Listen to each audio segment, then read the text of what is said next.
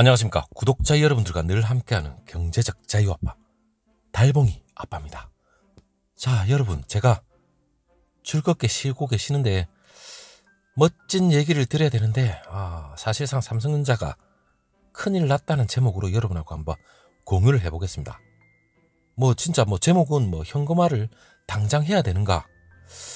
자, 불안하죠.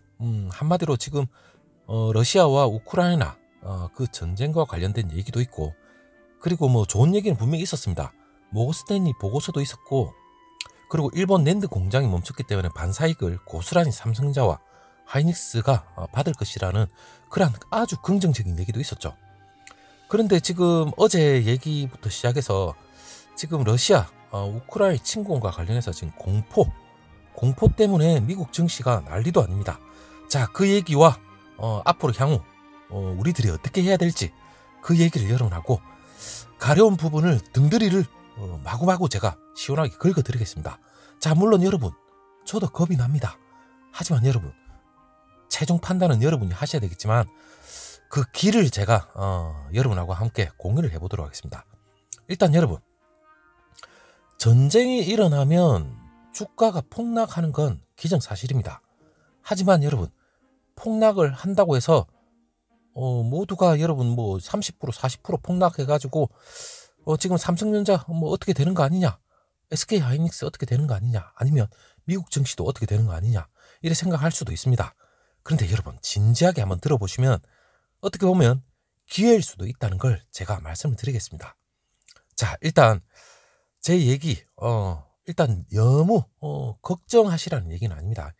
일단 여러분, 지금 간밤에 미국 증시, 뉴욕 증시가 어떻게 보면 폭락은 폭락인데 약간 찜찜한 폭락이죠. 우리가 눈여겨봐야 될 게, 지금 현재는 나스닥이 애법 좀 빠졌죠. 그리고 필라델피아도 5% 가까이 빠졌습니다. 지수, 반도체 지수가. 우리가 눈여겨볼 게 필라델피아 반도체 지수인데, 일단 미국 증시 자체가 무너진 건 분명히 여러 가지 악재가 많았습니다. 기존에 긴축 우려도 있었죠. 그리고 금리를 한간에 골드만삭스가 7번에 거쳐서 올해 0.25% 정도 인상을 할 것이다. 7번을 통해서. 그런데 뱅크 오브 아메리카에서는 3월 달에 금리가 한 0.5, 의외로 좀 더 높은 속도로 인상할 가능성이 크다. 이런 얘기가 있으면서 지금 미국 소비자 물가 지수도 40년 만에 최고치로 경신했다고 하고, 연중 긴축 우려도 있고, 그리고 군사 충돌. 자, 이게 지금 핵심적인 건데, 자, 제가 여러분한테 말씀드리고 싶은 건 이러한 거시적인 경제와 외부적인 요인, 그리고 국내의 삼성전자나 SK 하이닉스, 물론 펀다멘털이 무너지거나 이런 건 전혀 없습니다. 자, 일례로 코로나죠.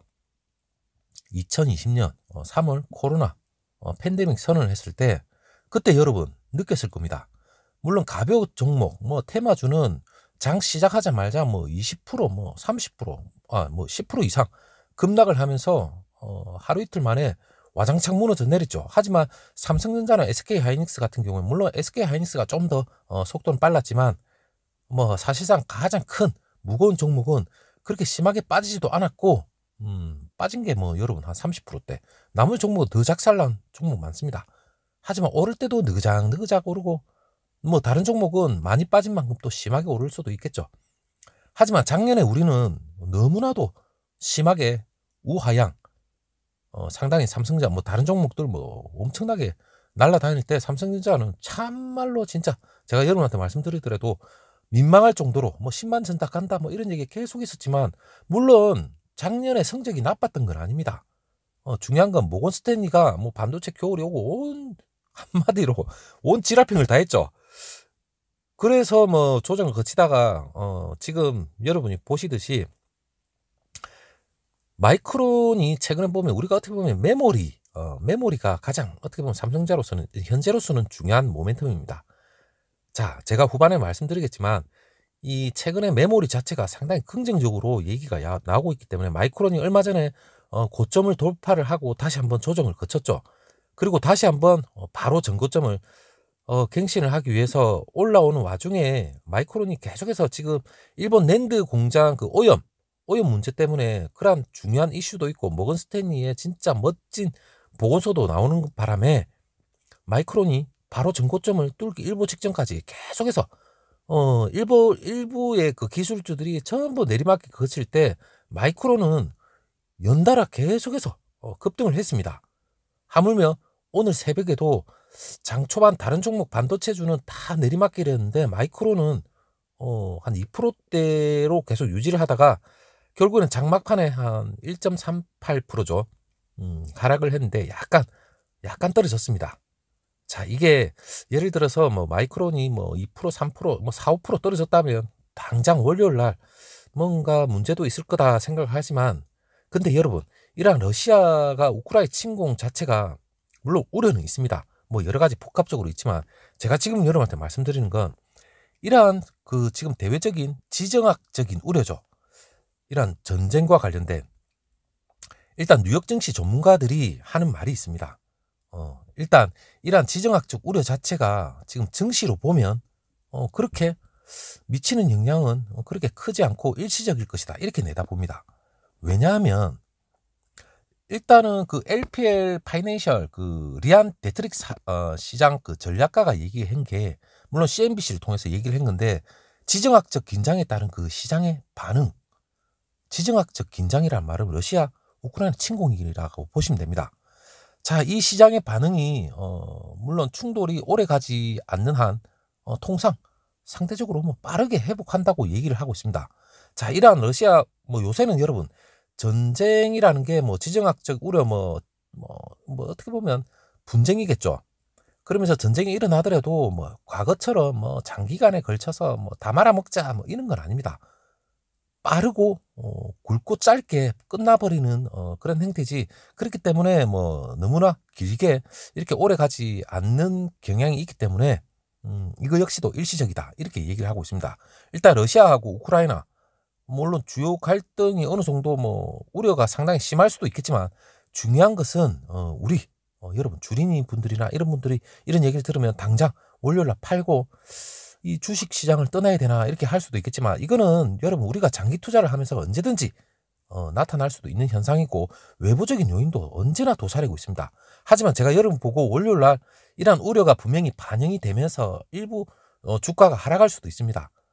뭐 진짜 지혜로우신 분은 뭐 10%, 20% 하락할 걸 감안하고 미리 매도를 던지고 바닥을 기다리시는 분도 있을 거고 아니면 오히려 떨어질 때 더 물타기를 하는 거죠. 오히려 여유 자금이 있으면 오히려 더 기회라 생각하고 더 들어가시는 분도 있습니다. 자, 그거는 주식시장에서 본인의 판단이기 때문에 그거는 어떻게 하더라도 뭐 하는 건 개인의 자유지만 제가 적어도 여러분하고 이렇게 공유를 하는 건 일단 이러한 핵심적인 건 이러한 지정학적 우려가 그렇게 오래 가지 않고 일시적이다. 이것만 판단하시면 됩니다. 뭐 저 같은 경우를 예를 든다면 뭐 여유 자금이 그렇게 많지는 않지만 오히려 떨어지면 룰루랄라 쭈쭈하는 거죠. 그리고 중요한 분기점이 있습니다. 일단 뭐 이게 우려가 뭐 월요일 어떻게 될지 모르겠지만 지금 여러분 오늘 내일 새벽이죠. 내일 새벽이 되면 미국 현지 시간으로 12일이죠. 오전에 미국하고 러시아 이 두 분 바이든하고 푸틴이죠. 이 두 어르신이 지금 우크라이나 사태와 관련해서 다시 한번 의견 교환을 하겠다 이래 얘기가 나옵니다. 자, 그렇다면 바이든하고 블라디미르 푸틴 러시아 대통령이죠. 10일 오전에 전화 통화를 하기로 지금 예정이 되어 있기 때문에 이 통화 자체에서 긍정적인 시그널이 나온다면 월요일이겠죠. 이 국내 증시나 뭐 아시아 증시가 다시 한번 반등을 할 수 있는 그리고 유럽 증시도 마찬가지입니다.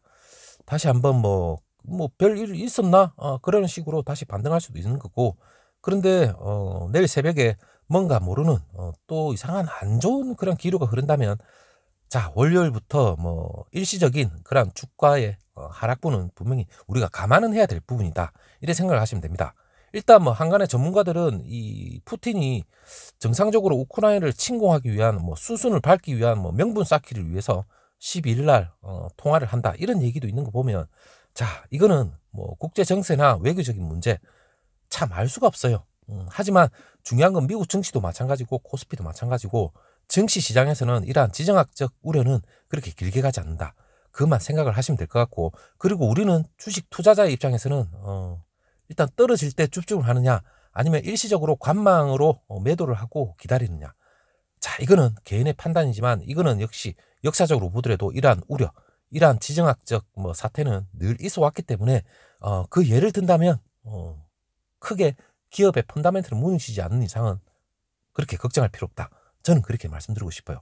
일단 중요한 건 제가 어제도 말씀드렸듯이 지금 삼성전자하고 여러분 SK하이닉스 그리고 미국의 반도체 마이크론 같은 경우 지금까지 저평가를 받아왔고 그다지 오르지가 않았습니다.